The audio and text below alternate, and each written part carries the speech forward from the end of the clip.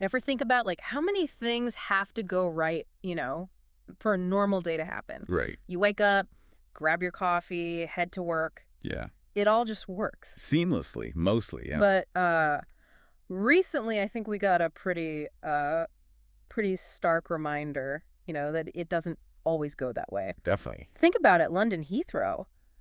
I mean, one of the busiest airports in the world. Global hub, yeah. Hundreds of thousands of people flowing through every single day, and then boom, Gone. silent. Like a ghost town. For a whole day. Yeah. A full 24 hours. Grounded. Yeah, I mean, it's just not something you see. A complete shutdown like that. I mean, think about weather delays, Right. security incidents. Those things happen. But this was different. Yeah. Totally different. And that's why we're doing this deep dive today. Absolutely. Into this extraordinary event. Extraordinary is a good word for it. The complete closure of Heathrow. And get this, the culprit. Yeah. A fire at an electrical substation miles away in Hayes, West London. Wow. And, well, you can imagine what happened next. Yeah. Chaos. Pure chaos. Over 1,300 flights just gone poof. Canceled or diverted, yeah. Diverted. Affecting, get this, 230,000 passengers. That many people just disrupted. It's hard to even grasp. And we're talking about Heathrow here. Yeah, I mean, this isn't some small regional airport. We're talking about a place that handles, over 80 million passengers a year? Something like that, yeah. I mean, it's constantly operating near capacity. Exactly. So a disruption like this doesn't just, inconvenience a few people. No. It ripples. It's like throwing a rock into a pond. Right. It sends shockwaves through the entire system. The whole international travel system, yeah. So our goal today isn't just to rehash the news headlines. Right. It's to actually dig into what this tells us about, how our world works. The interconnectedness, yeah. Yeah. Because think about it. What are the things that made it possible for a fire miles away to shut down an entire airport? Right. And I think this is the big question. What does this mean for, people like us? The average traveler, yeah. What can we learn from this? Exactly. Because this could happen again. So let's rewind to the beginning. Okay. The initial chaos. Yeah. I mean, the news came out pretty fast that Heathrow was closing until, get this, midnight, local time. Full closure. I mean, can you imagine? You're at home, packing your bags, and you see that alert. Heathrow closed. Yeah. Do not come to the airport. And imagine you're already on your way. Oh, yeah. Right? You're on the M25 thinking about duty-free. Stuck in traffic. And then, nope. Yeah, I'd be turning that car right around. You'd have to. Absolutely. So the advice was clear. Oh, yeah. Don't go to Heathrow. Call your airline. Simple instructions, but... But for hundreds of thousands of people. Yeah, I mean, it's their whole day. Their whole week. Their vacation, their business trip, everything thrown up in the air.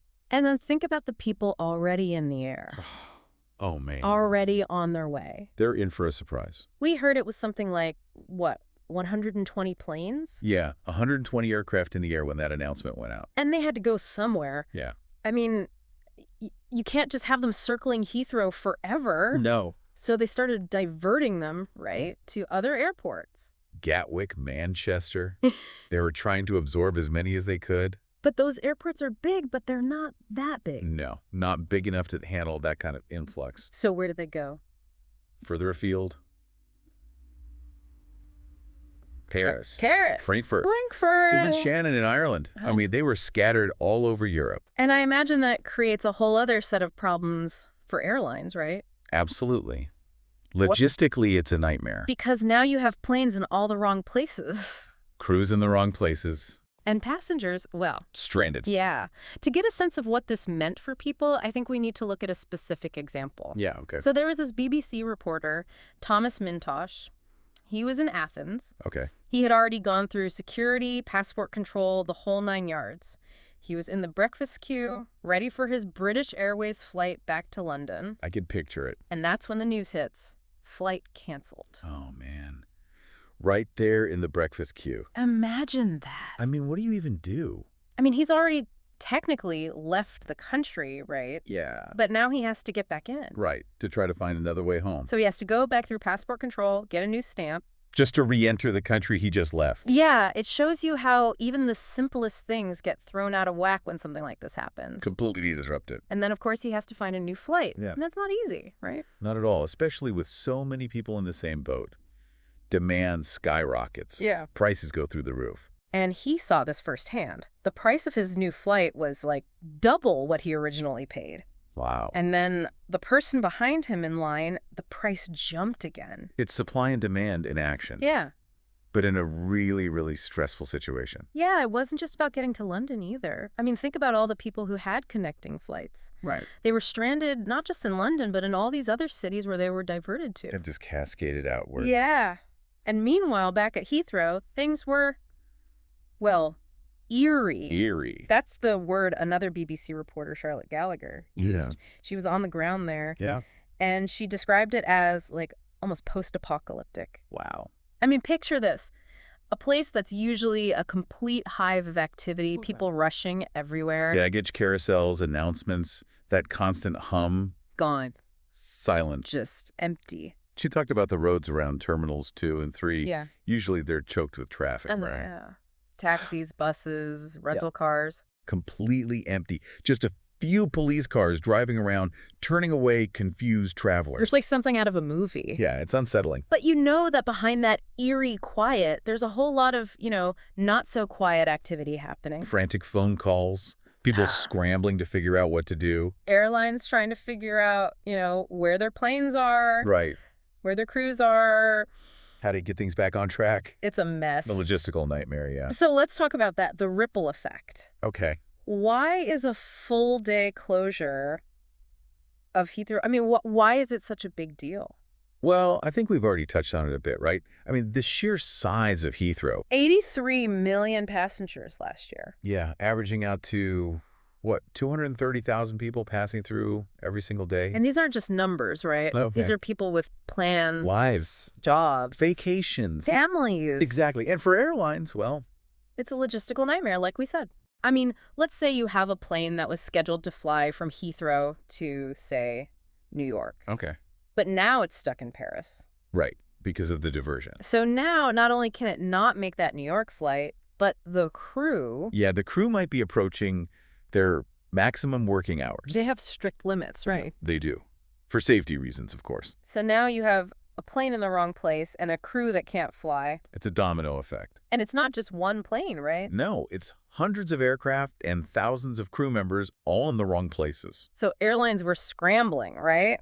Desperately trying to find alternate landing spots. Trying to get those inbound flights down somewhere. They were sending flights from all over the world to different airports. We heard that flights coming from, like, Singapore, Lagos, Cape Town. Doha, all sorts of places, yeah. Yeah. They were being diverted to Gatwick, for example. Which, again, creates more challenges for the passengers, right? Absolutely. I mean, imagine landing in Gatwick when you're expecting to be in Heathrow. It throws everything off. Transportation plans, hotel bookings, everything. And then there were the transatlantic flights. Yeah, those were really impacted. I mean, some of them had to turn back midair. Yeah. Others made unscheduled landings, like in Washington or Ireland. It was a massive rerouting operation. And British Airways, I mean, they're the biggest airline at Heathrow. Yeah. So they were hit especially hard. Oh, yeah. They had to make some tough calls. Their advice was basically, stay home. Don't even bother coming to the airport. Yeah. Their priority was just getting those inbound flights down safely. Which makes sense. Get them to Gatwick, Manchester, wherever they could. Anywhere but Heathrow.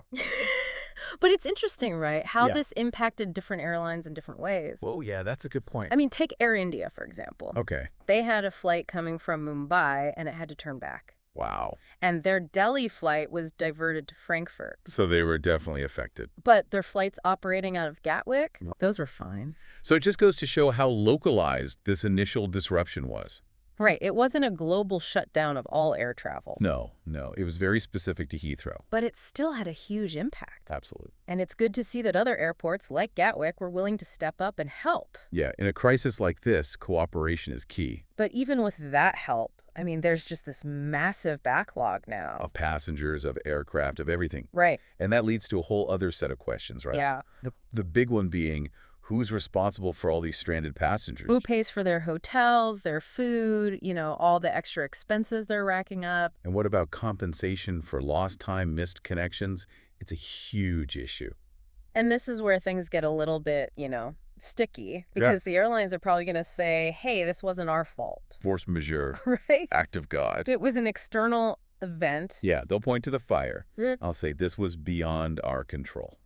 And they might be right. They might be, yeah. But then that shifts the focus to Heathrow itself, doesn't it? Absolutely. Because now the question becomes, did they have adequate backup systems in place? Redundancy, yeah. Because if they did, then maybe a fire at one substation wouldn't have caused a complete shutdown. That's the question everyone's asking now. And then there's the financial fallout. Oh, yeah. This is going to be costly.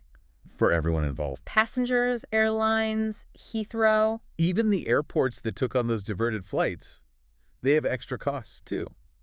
So let's talk about the passengers first. Okay. They're stuck, right? They have to rebook flights, which are now probably way more expensive. If they can even find a flight. Right. And then there's accommodations. Hotels aren't cheap, especially when everyone's scrambling for a room. And they might miss, work important events. House wages, yeah. It adds up quickly. It does. And then the airlines, yeah. they're losing money from all those canceled flights. Lost revenue, yeah. And they're spending a ton of money rerouting those planes, taking care of those stranded passengers. Plus any potential compensation payouts they might have to make. And then Heathrow itself. They're losing a full day of operations. That's a lot of landing fees, right? A lot of landing fees. And all the revenue from those shops and restaurants. All long gone. And there could be penalties. Reputational damage, too. Yeah, it's a big hit. It is. And the disruption isn't just, a one-day thing. No, it'll take a while for things to get back to normal. Even if the power comes back on at midnight, like they said it would. It's not like they can just flip a switch and everything's fine. You still have planes in the wrong places, crews who've maxed out their hours. And a huge backlog of passengers to rebook. We heard an estimate of 200,000 passengers directly impacted on this one day. And it happened on a Friday, too. The busiest travel day of the week. So yeah, the ripple effects are going to be felt for a while. Days, probably weeks. Yeah. And it's important to remember that this wasn't just some abstract inconvenience. Wow. This fire, it was a real event. It impacted real people. Thousands of homes in the area lost power. People had to be evacuated. 150 people, I think. Yeah. And Charlotte Gallagher, the reporter we mentioned earlier, yeah. She said you could smell the smoke near the airport. Wow. It was a serious fire. It just shows you how, interconnected everything is. Yeah. A problem in an electrical substation doesn't just impact the airport. Right. It affects the whole community. And imagine if you lived in the area and also worked at the airport. Double whammy. No power at home. No work at the airport. Yeah. It's a reminder of how vulnerable we are to these kinds of disruptions. So let's take a step back. Okay. What have we learned today? We've seen how a single event, a fire at an electrical substation, can bring one of the busiest airports in the world to a standstill. For a full day. And how that creates chaos for hundreds of thousands of people. Logistical nightmares for airlines. Financial losses for everyone involved. And disruptions that are going to last for days, maybe even weeks. So I think the big question is, how vulnerable are other critical infrastructure hubs? Right. It's not just about airports. It could be ports, major rail lines, power grids. Anything that we rely on to keep our world running smoothly. And what can we learn from this Heathrow disruption? About the need for redundancy in our systems. Backup plans. Contingency planning. Yeah. Because it's not a question of if something like this will happen again. It's a question of when. Exactly. It really makes you think, right? It does. About all the things we take for granted. The systems that underpin our lives. The things we don't even think about until they stop working. Yeah, and then it's too late. So, as you're planning your next trip or even just going about your day, take a moment to appreciate how complex and fragile it all is. And maybe, just maybe, think about what you would do if it all went away. It's food for thought.